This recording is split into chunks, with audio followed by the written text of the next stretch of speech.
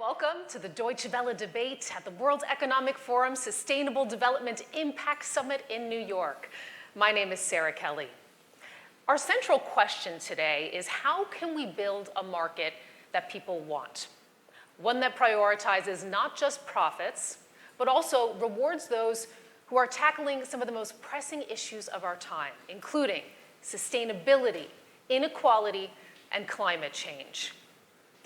What will it take to redesign today's business, today's economic models, in order to provide for that sort of long-term value, and ultimately, a more sustainable and a more inclusive society? To discuss, we have a very distinguished panel. The CEO and chairman of the management board at Royal DSM is joining us, Feike Sybesma. Senior advisor to the World Economic Forum, and also the Inter-American Development Bank, Caroline Anstey. And we have the co-founder of Bye Bye Plastic Bags and also one of the co-chairs at this year's summit, Melati Wijsen. And we have the Prime Minister of St. Lucia joining us from there, Chastanet. Thank you so much to all of you for being here today, and please let's give our panel a very warm welcome.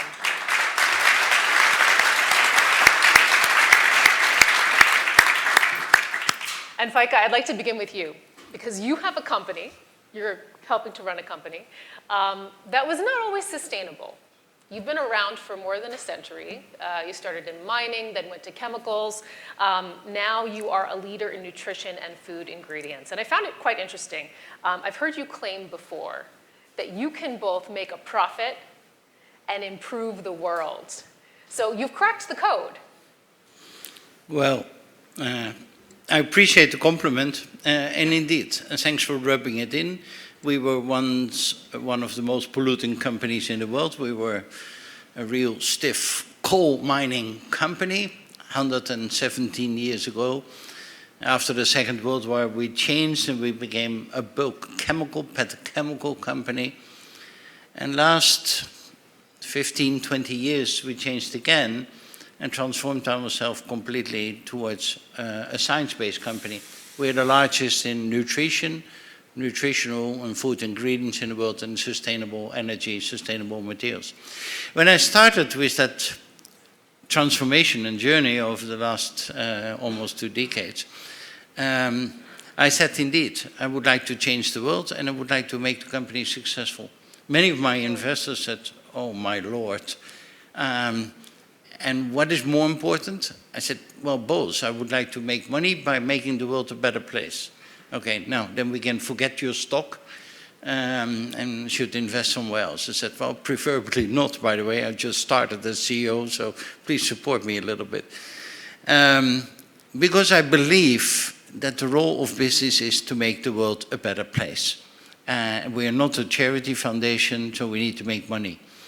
But we need to make the world a better place also. So why aren't more businesses doing that? Well, we changed our portfolio, we changed our business models, and I will say something more maybe later on about that, about how to change the markets, because sometimes it's hard. But we went into different business. We now make of sustainability our living. We make electronics greener, we use agriculture waste for energy, we make food healthier, we make cows cleaner in terms of their emissions, etc., etc. We make our money with that. Now, at this moment, and our share price did very well, the company did very well, so investors say, okay, apparently it is possible to make the world a better place and to make money. And I say to those investors, you know what? Come back in 10, 15 years. Those two things are not exclusive, like you said 10 years ago. Those things cannot go hand in hand together, which you say today. Those two things will go hand in hand together in 10 years from now. Otherwise, the millennials don't want to work for your company anymore. They don't buy your products. You forgot to put a price on carbon. You wake up in a nightmare where you lost your license to operate. I believe in that business model, and it didn't went automatically. It was hard. There were growing pains along the way. And I want to ask you a little bit more about those in just a minute and how you coped with them. But I mean, ultimately, I mean, there is still this gap when we're talking about transitioning the markets towards sustainability. Caroline, I'd like to bring in your experience because you bring a very interesting view to this panel. You've worked in the public sector, in the private sector, held leadership positions over the past decades, the World Bank, UBS. Where do you see the biggest gaps right now and the ones that we have potentials to close? I think that the good news, and following on from Feike, is that things are changing. The bad news is I'm not sure they're changing fast enough, and there are a lot of pitfalls. It's true that recently we've had some good progress. We've seen the Business Roundtable move away from shareholder primacy, say the stakeholders, and we must think now about stakeholders. And today I saw a bumper sticker which said, no more share value, but shared value, which was a nice little slogan. The bad news is that a lot of companies are still thinking about corporate social responsibility. They're not running it through the business, through the strategy. They're not really putting it into the plumbing. And without any global metrics, consumers and investors and others really don't know who is sustainable and who is doing greenwashing. And my worry is that over time, there will be a big scandal, reputational risk, and people will become disillusioned with the whole talk of sustainability because it will turn out that their investments or the companies or the supply chains aren't really sustainable. So I think we need global metrics, and they need to be mandatory, and companies need to show how they're running the business in line with people and planet and this broader group of stakeholders that the Business Roundtable talks about. And we need to be able to compare companies, and they need to be a third party. And regulators need to hold them to account for that. I think we also need to look at how we use product labeling so that consumers control about 60% of global GDP. They make choices every day using their pocketbooks, their wallets. With proper labeling and disclosure, we've seen it with food labeling, but also with product production, supply chains.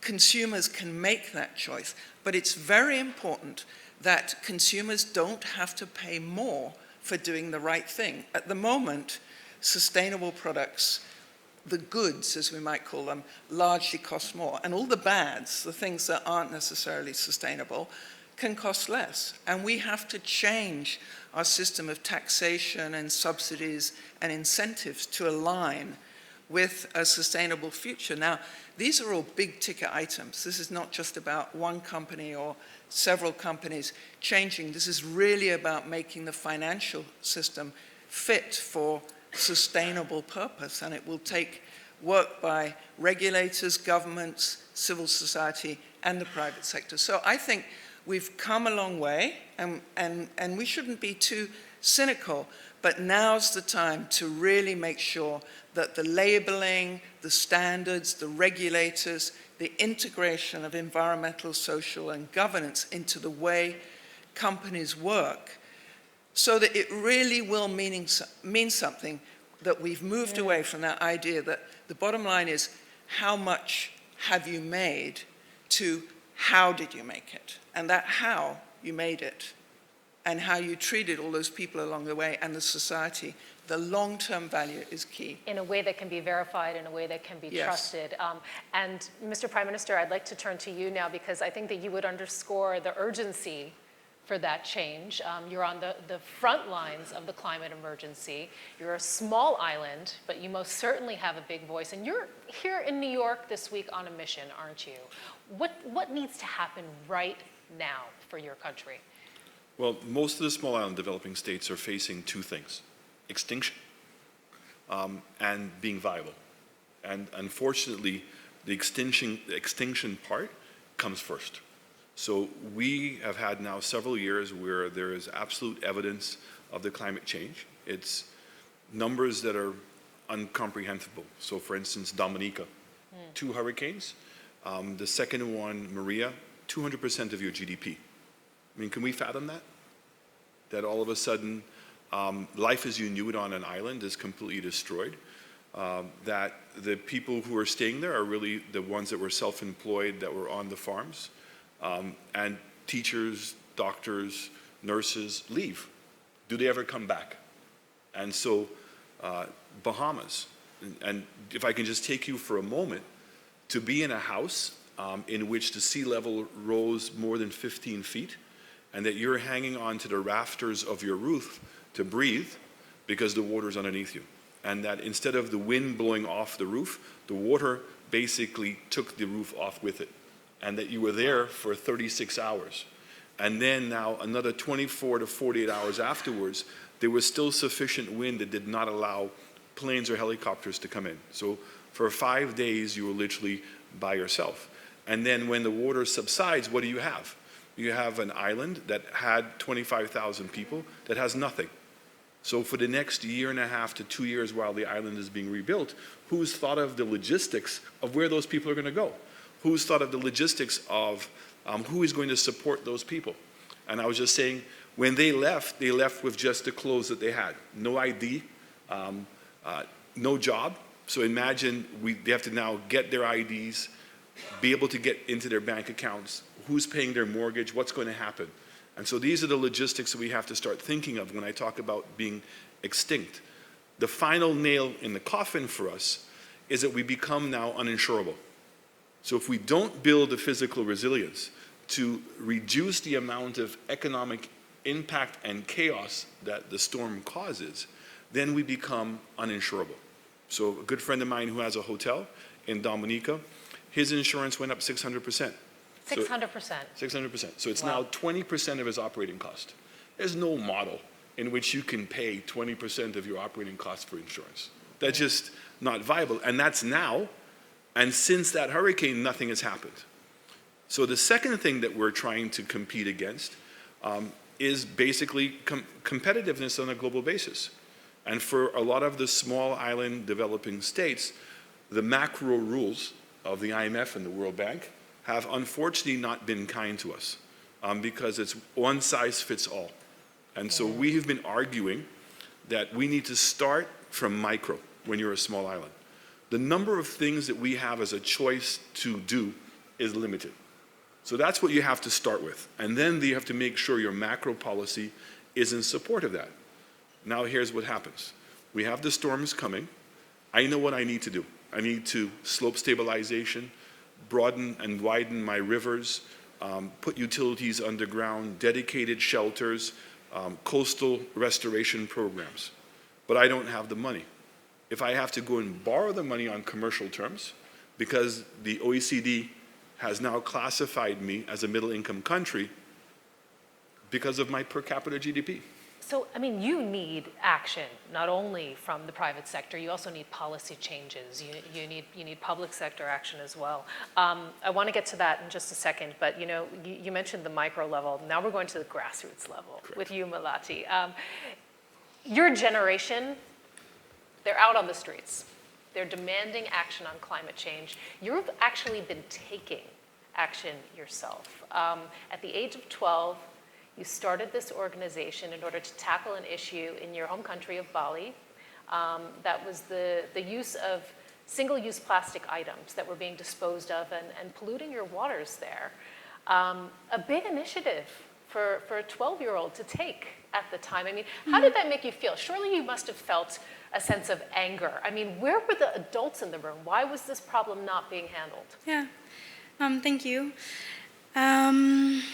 Yeah, I mean, I'm not 12 years old anymore, but at times, I'm 18 now, and I like to say that I'm a full-time change maker, dedicating my life entirely since I was 12, where growing up on the island of Bali, definitely there was this deep frustration as to why nothing was happening in this situation of plastic drowning our island home.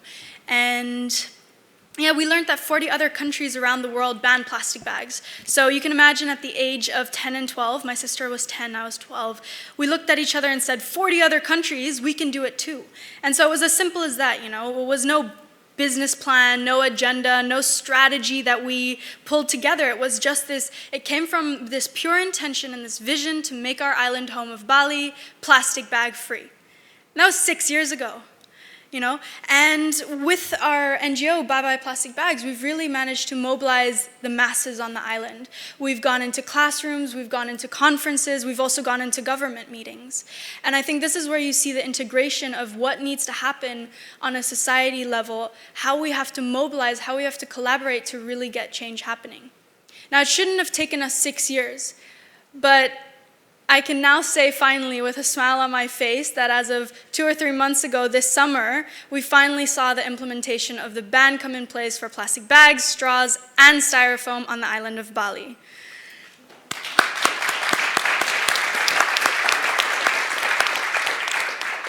But I really resonated with what you said earlier, that things are happening, and I see that again and again entering these sort of spaces, learning from so many different people from all around the world. Things are happening, but they are not happening fast enough.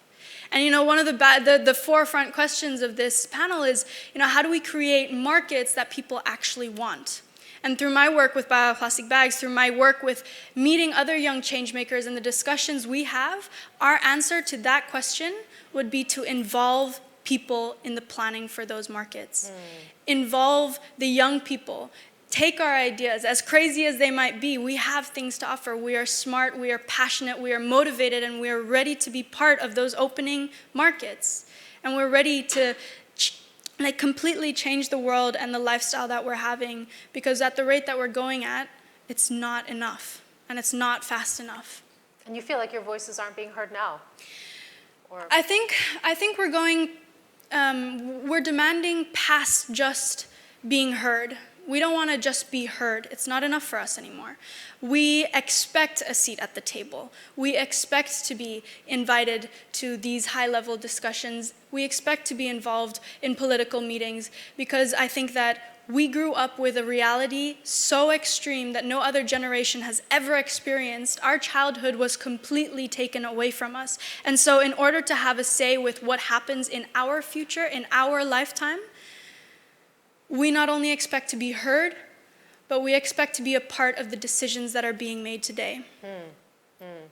And one of the decisions, we're seeing at least potentially a shift in the world of business right now. We had the Business Roundtable come out about a month ago with this commitment, essentially, to benefit all stakeholders, not just shareholders. The issue of shareholder primacy, they say, is not going to be so predominant in doing business, something that Caroline just mentioned.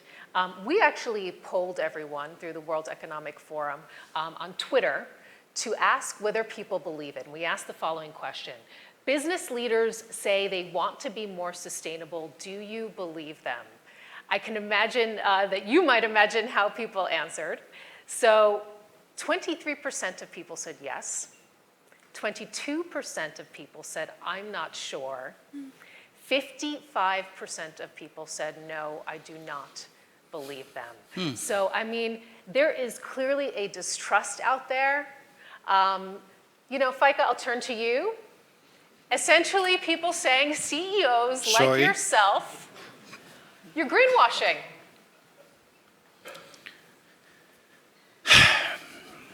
Yeah, it is a devastating score, of course. Let's go back. Let's see what you do. What is the essence of business? It is a simple model in which we have a distribution of competences. You're better in this, I'm better in this, you do this, I do this, and then we exchange at the end of the day and we live all happy here together. It is not more complicated than that. That's the role of business. In the last decades, we thought that making money is not a tool, but is a goal. It is not a goal. Making money is a tool to exchange a little bit the goods and to live happy all together. If you look to her business and what you have done, it's nowadays called a social enterprise or a social entrepreneur. I don't like that word, although I admire what you do. I think all entrepreneurs, all business leaders should be social entrepreneurs. You should go to jail if you are not one, because all business should serve society. CSR, like Caroline also said, is out. You need to do it in the mainstream of your business. That is what we need. And I don't like this score, because look to yourself, look to other people. I mean, I've said it a few times this week also. It's not true that after high school, all the good guys went to government and all the bad guys went to business. Life is more complicated than that. There are good people in business and also so-so people in government, but let me not go there. And they want to, we want with our company, I want to leave a better world behind. That's all I want. But Feike, I mean, you don't like the score, right? But do you see validity to it? I mean, is there a point there? And what, in your view, separates a sustainably run business from one that's just greenwashing? And what are you seeing more of out there right now? Are you seeing people really doing the work, or is it just well, like Caroline saying, all smoke and it mirrors? is changing. The world is changing, and that's the positive news. And companies are changing. The new generation is coming at the helm and want to do things in a different way. I see myself also as a new generation, maybe compared with the... Don't laugh. I want to do it in a different way. And that means that CSR is out, you do in the mainstream of your business something good for the world. And that goes with resistance of shareholders, that goes with greenwashing of some other people who do it on the side. The matrices are unclear, etc. What annoys me, I give two very short examples, but we have been helping the World Food Programme for almost 15 years. And I had a debate with Ban Ki-moon and Kofi Annan, how long do we continue? Well, for another 20, 100 years? I don't know. I said, but I don't want it. How can we change that? Changing markets. We have competences, let's do so. Yeah, then you need to produce food locally in Africa. Good. So we go to Rwanda, first country. We asked 9,000 farmers, in the meantime 25,000 farmers. All you grow, I buy. I make a big factory in Kigali. I bring all the crops to Kigali, locally sourced, locally produced, locally processed for the local population. 1.5 million people are not stunted anymore in Rwanda due to that. Now we get the systems. Sometimes development aid of some richer countries comes in the country and gives crops for free. My farmers cannot compete with that. I say, I continue buying from you, then I make a loss. Okay? Otherwise I lose their trust. These kind of things need to be changed. And this is what sometimes annoys me also, that the systemic changes in the market take long, and I need it for the simple goal to live all happily here together. Africa should be a food exporter, but for sure not an importer. Okay. Let's talk about how we can make that change happen. Caroline, I'm turning to you because I want to get concrete steps, actually. What would you need to see from CEOs and from business leaders to make you believe that they are serious, that this isn't just a piece of paper that they've all signed to make themselves feel a little bit better at the end of the day? I think the biggest issue behind the lack of trust is how many different systems there are to measure these sustainability and even to define what sustainability is. I was just in a meeting earlier where I heard there are 600 different types of metrics, not talking to each other, not necessarily compatible, to say whether a company is running itself sustainably.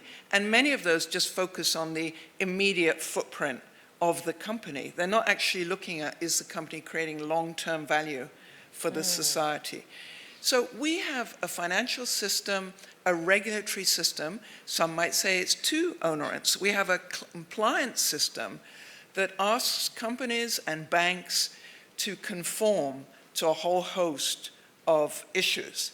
We need to start extending that to conforming to a clear set of metrics about how is environment, social governance, whatever it may be, is integrated in your business. One set of metrics so that people can see and people can make comparisons across companies. I mean, companies love competition. Let's have some competition. It's not easy to do, but we've already seen central banks beginning to talk about integrating climate risks. The Financial Stability Board is talking about disclosing climate risks around stranded assets.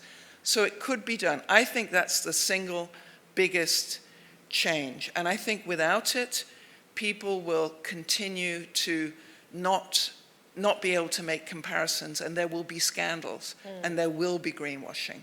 And then, as I said before, disillusion will set in and will be pushed right back. So that would be my main concrete example.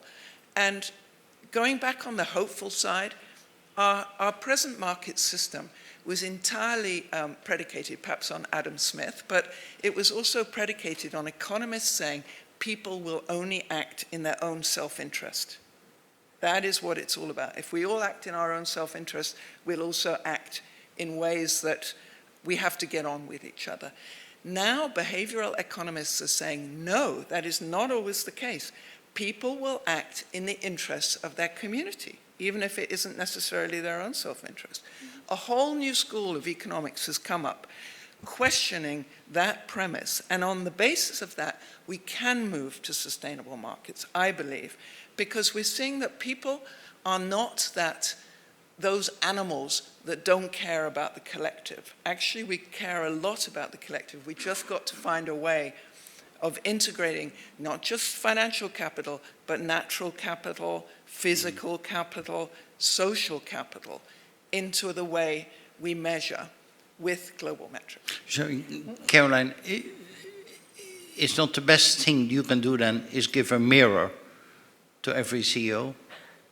What do you think of that proposal? No, I want to take that challenge. I think a mirror for every CEO would be good, but even with a mirror, I think some might turn out to be rather short-sighted. Yeah, but they need to do something with the mirror, to look into it and to answer the question whether they, with their activities and their companies, are contributing something meaningful to society.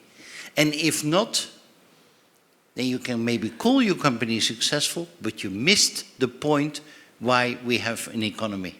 But I think, Feike, not all CEOs would know, of course you accept it, not all CEOs would know what contributing to society even necessarily meant.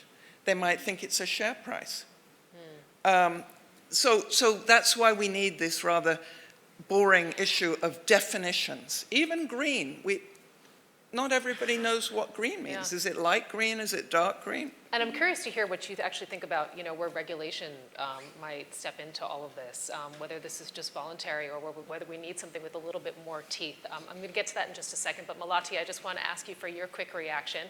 How do you feel? Do you trust business? I mean, you've had the experience, you partner actually with businesses. What have you learned in your experience? What is incentivizing them? And just generally speaking, I mean, how does your generation see the business world as a step to getting to where it is we want to go with sustainability? I think we're seeing a lot of commitments come out, but again, I think that we know that I think we're just expecting a lot more. And with the timelines that are set in place, with the budget that we know companies have behind them, they're investing in 70% when they could be investing in the 100% solution. And I think that we're living in a time where we're waiting for this leapfrog to happen.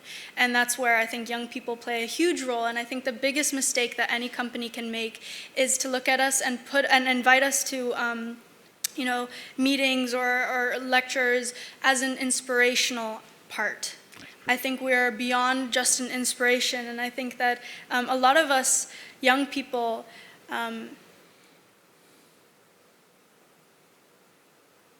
we want to really give voice to what matters for us. And I think that with the changing markets, we're already creating a bigger push and a bigger direction of where we want to see it go.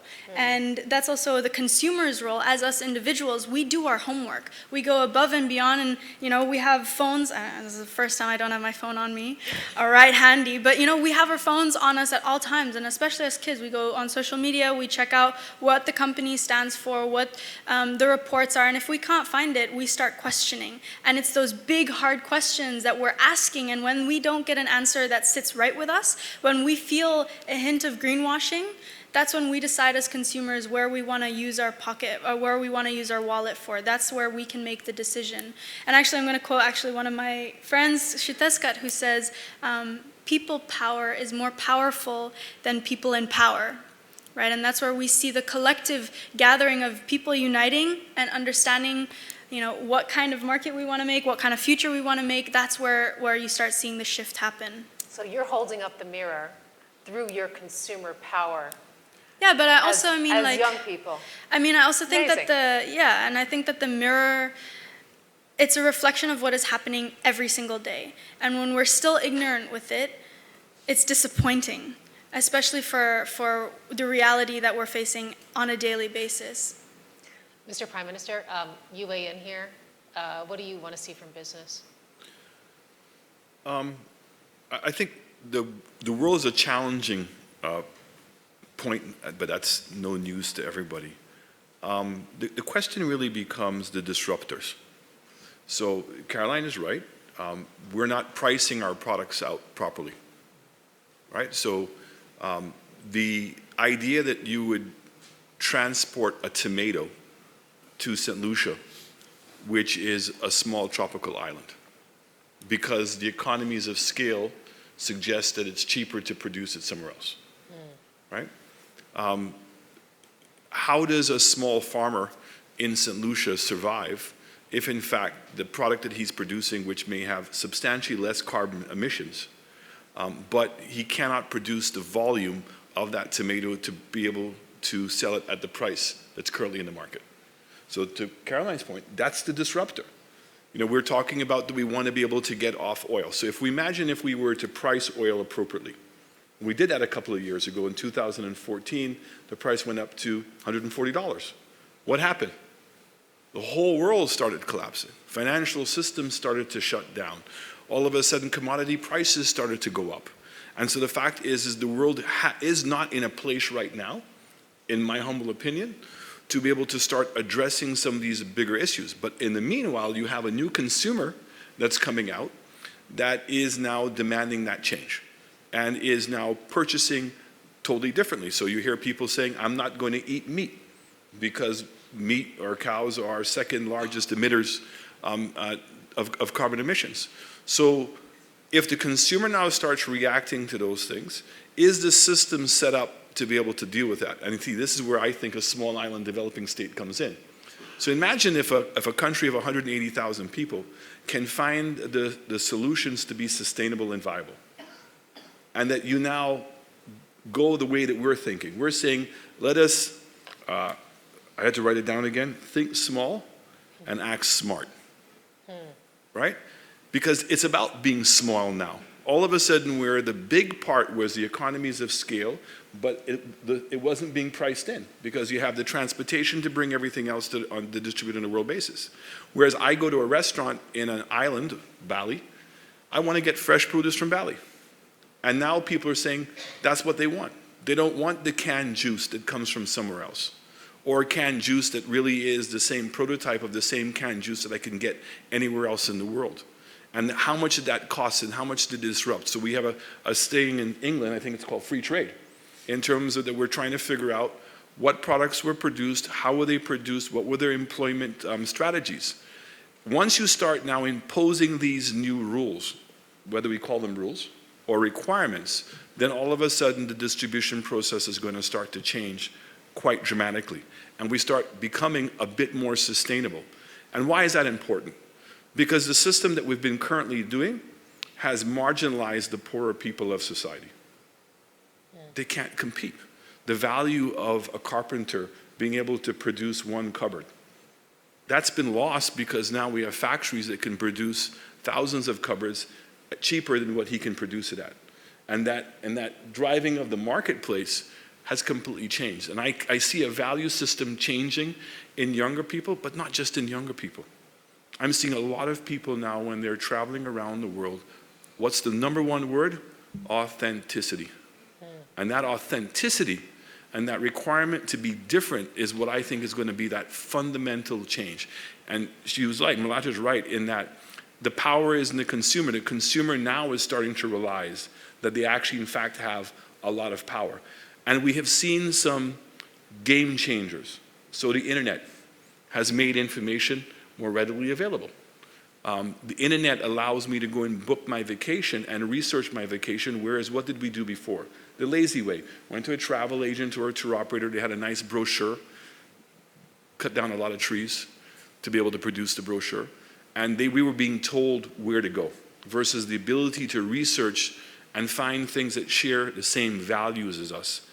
So this is the game changer that we're depending upon to make the change. And I think that if the world can genuinely focus on one thing, because we've asked the UN. The UN was established in order to prevent a third world war from taking place. And I think the greatest threat to a world war right now is the inequity. I genuinely believe as a politician that there should be a minimum standard of living that every single human being in this world deserves. And if we were able to focus on that and hold that up as a great value, access to education, access to healthcare, housing, and economic opportunity, and security. Those basic things would fundamentally change now how our value system works. Okay, so let's talk about a universal basic income. No, I'm just kidding. No, don't I believe think that's a little bit too much to bite off for this particular topic. But I do want to talk about, the actions that can be taken. And Feike, I'm going to turn to you with that one. And perhaps you can give us some lessons learned from your company through its transformation, and ones which can be extrapolated and perhaps used by other business leaders, for example, going forward. And I just want to remind us also of the central question that we're asking today. How can we move beyond growth to create greater alignment between nature, people's choices, and the economy? For me, it still starts with the mirror and your own belief and your own moral feelings and opinions. If you don't have that feeling on what your contribution should be, then it goes wrong. If you have impact, if you have power as a CEO or a company, you need to take the responsibility going together with that. It's not enough, it's not the only thing I will build, but there it starts with. The second thing is, we have not priced in all the wrong things we do. We are still, I'm leading the global coalition for putting a price on carbon. We just reported last Saturday that if you put a price on carbon between somewhere 30 and 100, 150, there's no reason to say that you lose out competitiveness. So, put a price on carbon and therefore create a market with low carbon products. There are more of those tools to price it in. The good thing is that younger generation, new innovations, technologies, it's all there to do things. So we will come there and we will get the solutions. We need to wipe out the greenwashing by the matrices of Caroline to have clear what is true, what is not green. And then as a CEO, as a company, I understand, and I've been there myself, you come into a tension with your shareholders who said, yeah, but I want to return. How do you convince them?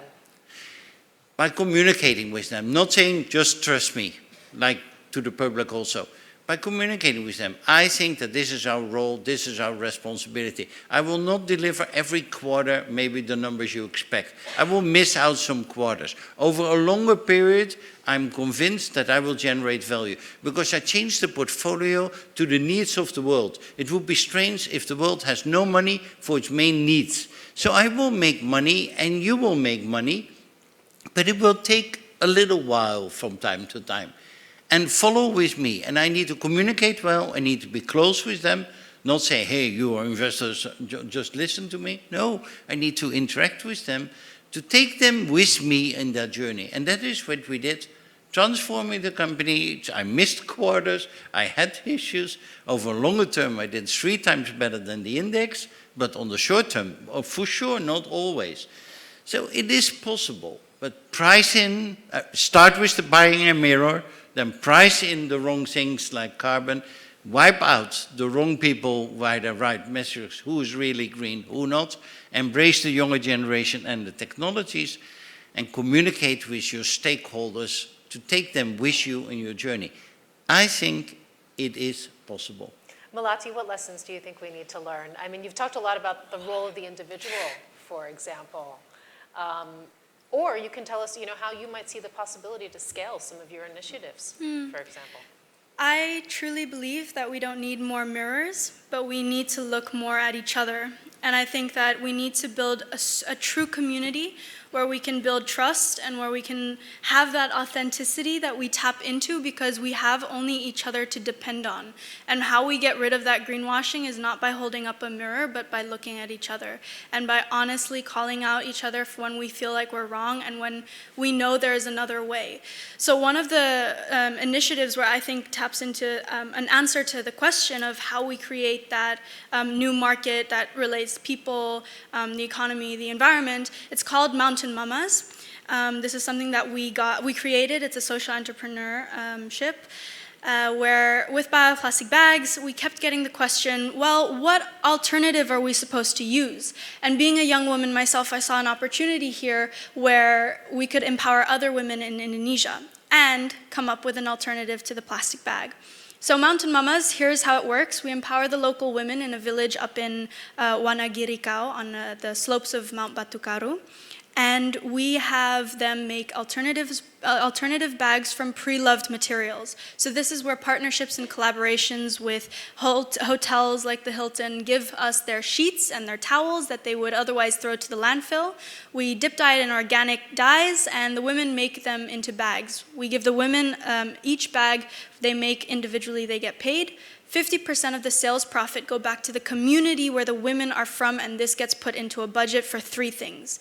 Healthcare packages for families, waste management systems that aren't currently set up, and education. So here's a model that's easily replicable around the island of Bali, around the country of Indonesia, where we see women taking lead and moving forward economies, moving forward communities, and bettering the environment. And this is something that I hope to see happen more and more because, again, truly I believe that we can make new markets, and it's already happening. We know the ways, we know what we want.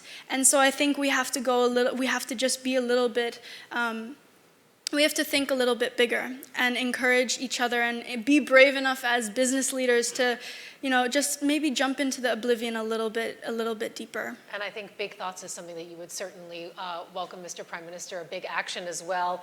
Your final thoughts? How can we go beyond growth to create greater alignment between nature, people's choices, and the economy? Briefly, please.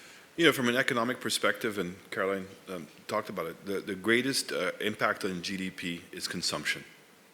So for me, I always say that the difference between a socialist and a conservative, I happen to be a conservative, is that so many socialists believe the solution to that problem when there's a problem in the economy and they can't spend enough money is to raise taxes. For me, whenever I'm seeing I'm not raising enough money, then it tells me that the economy is not turning around enough for me to earn enough taxes.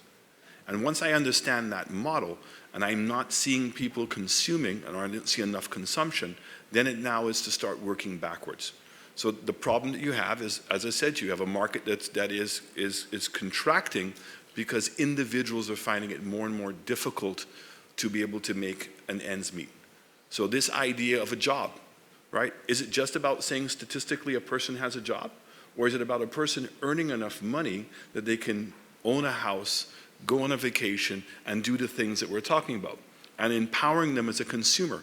So this is one of the huge challenges, and that's what I would say to you, is that a small island developing state is facing those things on ground zero. And we're having to deal with the world economies of scale that is against us. We have macro policies that are against us. And I think that the solutions that we're finding can easily be now transformed to small towns in bigger countries. The solution will come from the small side first.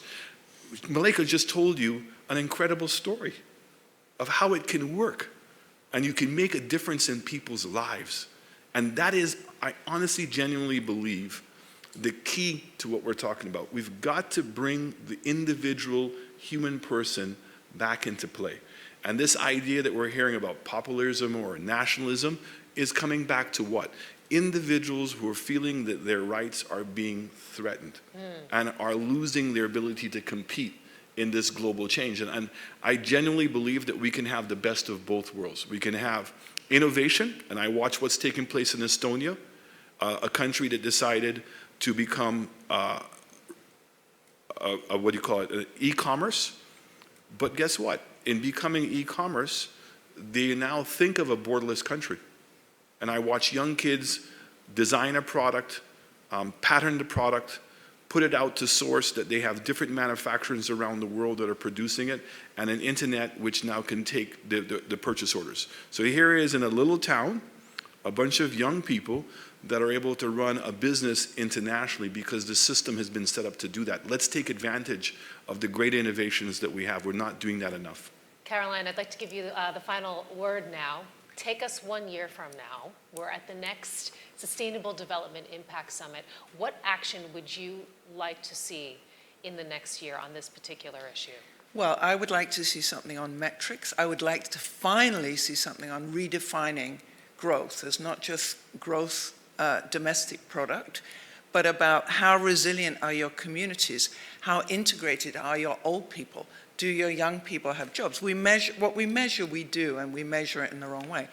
But I think there is on the horizon a very interesting pincer movement. And I think it looks like this. I think it looks like modern companies recognizing that their long-term value means they have to be sustainable. And the more that show that they can be sustainable and still deliver to their shareholders, the more it will spiral. Young people and others who are going to vote with their pocketbooks and say, we are not going to buy this stuff unless it's sustainable. We want sustainable transport in cities. We don't want to own cars. And I think you will get those coming together. And I think what you will see is that you begin to change the market as consumers will not buy the public bads. They want the public goods, the things that can really make a difference. Now, we can overstate that, but with the right metrics to measure it and a bit of naming and shaming those that don't live up, those that do greenwash, I think we can make a lot of progress. Accountability. Accountability. So how do we build a market that people want, one that is more inclusive, one that is more sustainable? We thank you so much to all of you for being here for this Deutsche Welle debate at the World Economic Forum Sustainable Development Impact Summit, and especially a very special thanks to our panelists.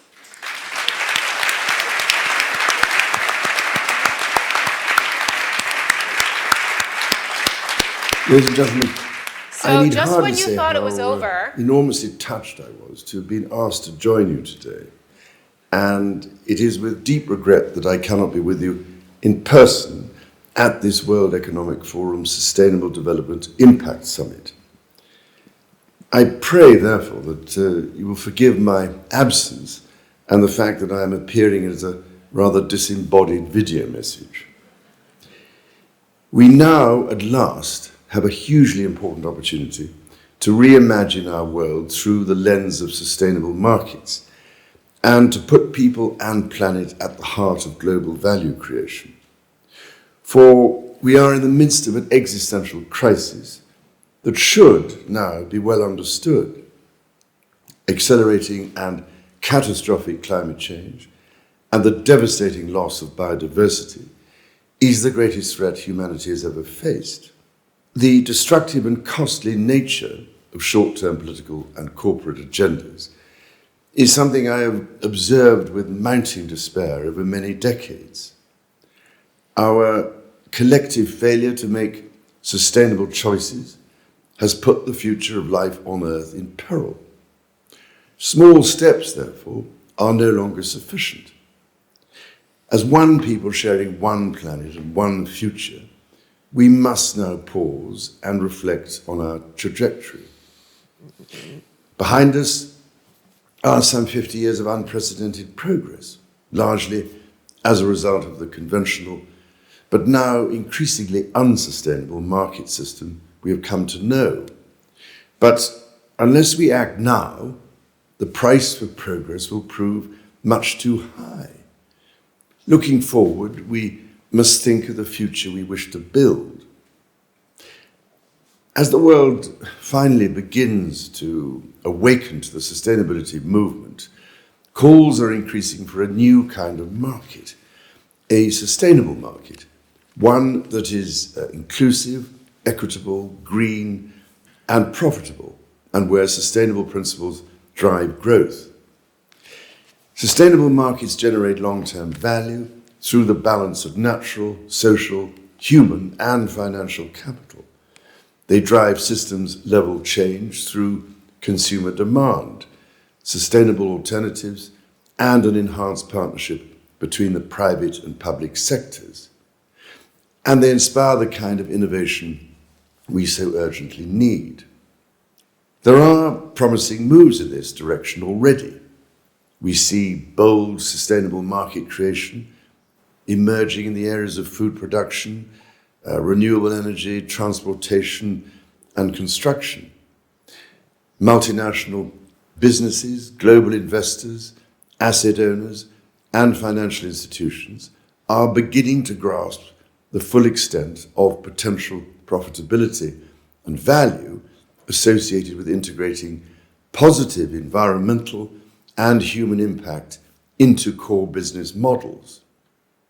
But to move forward, we all have a part to play. What governments do and don't do is critical. Mission-orientated policies can create and shape markets.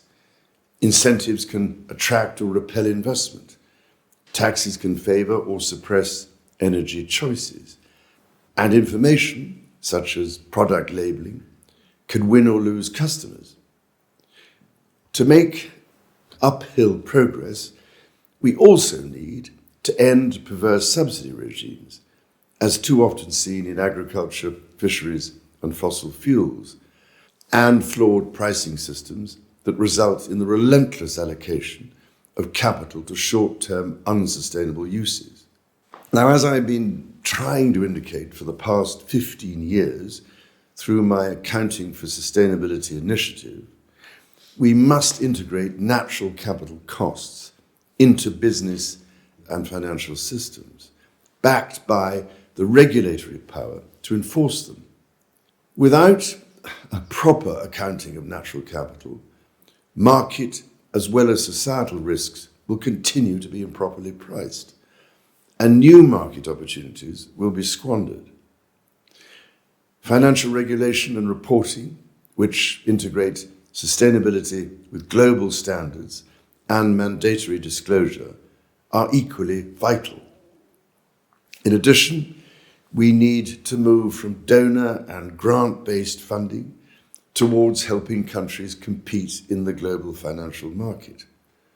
This will mean becoming more innovative about de-risking, guarantees, and blended finance in support of sustainable endeavours. Ladies and gentlemen, as consumers controlling an estimated 60% of global GDP, people around the world have the power to drive sustainable market trends.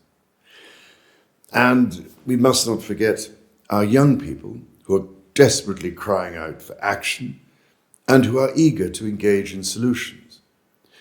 To enable them, our education systems need to be reimagined with a sustainable future and a circular economy in mind.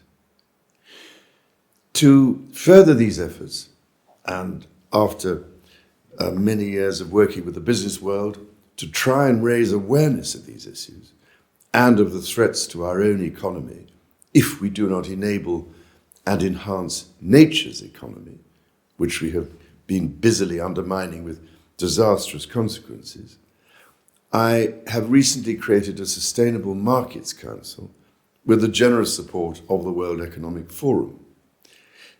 In the coming year, we will work with coalitions of willing actors across public, private, and philanthropic sectors to demonstrate the potential for sustainable market creation.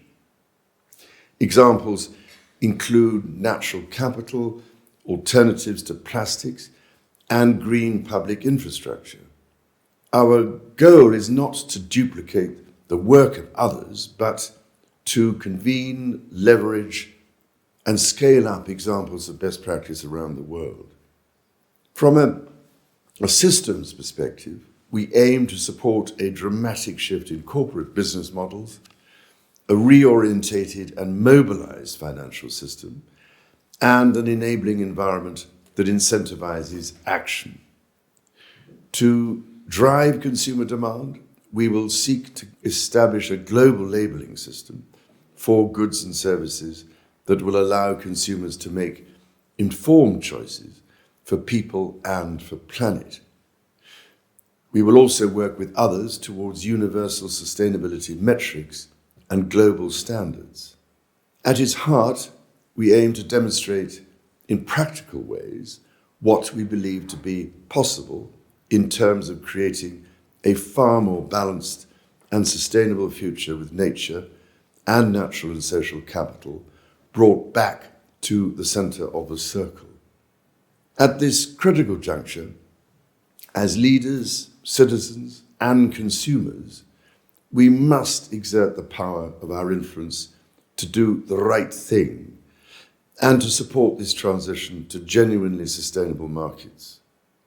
Needless to say, ladies and gentlemen, I very much hope to be able to work with you in this vital endeavor.